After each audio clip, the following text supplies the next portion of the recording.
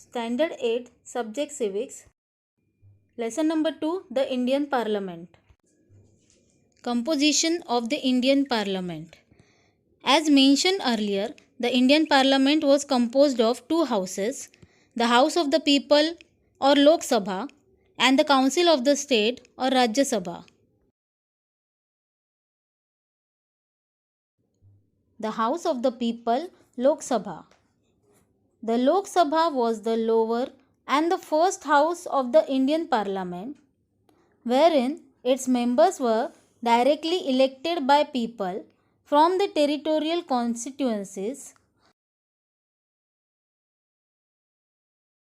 The tenure of Lok Sabha is 5 years and the elections known as Lok Sabha or general elections took place after every 5 years. However, there were certain instances when Lok Sabha was dissolved prior to its completion of the prescribed 5-year term period. Elections held during such instances were termed as mid-term elections.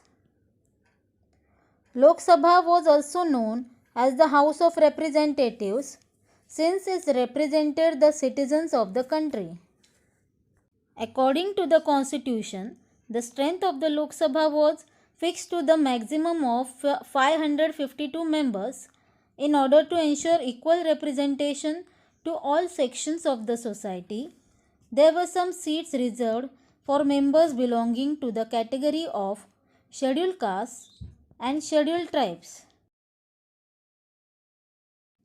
In case if the Anglo-Indian community was not adequately represented, the president could appoint the two members belonging from the same community to the Lok Sabha. A Lok Sabha member was supposed to be the citizen of India and should have completed 25 years of age. The Council of States, Rajya Sabha. The Rajya Sabha was the upper and the second house of the parliament. Members of the Rajya Sabha were indirectly elected. Since Rajya Sabha represented 29 states and 7 union territories of the Indian subcontinent, its members who belong from very same acted as its representatives. Total strength of Rajya Sabha was maximum 250 members, wherein 238 members were elected from constituent states and union territories. The remaining 12 members were appointed by the President and comprise members who are usually experienced and distinguished personalities belonging from the fields of literature, arts, science, sports, and social work.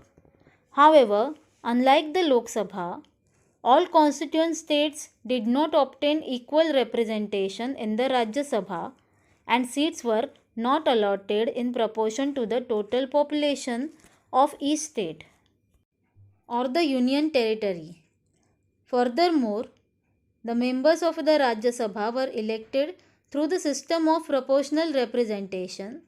It may interest you to know that unlike the Lok Sabha, the Rajya Sabha was never completely dissolved. Hence, it is also called the permanent house of the Indian Parliament. Members of the Rajya Sabha are set for the tenure of 6 years, with 1/3 of them retiring every 2 years and an equal number being elected again.